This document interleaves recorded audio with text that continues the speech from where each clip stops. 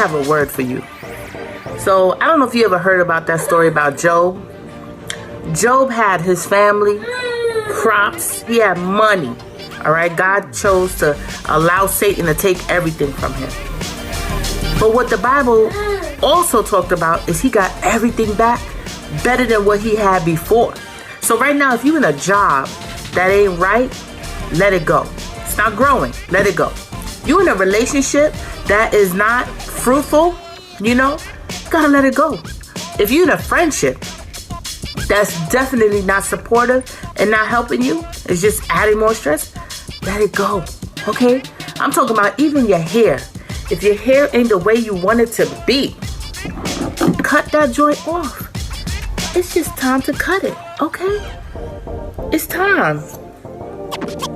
You'll grow back.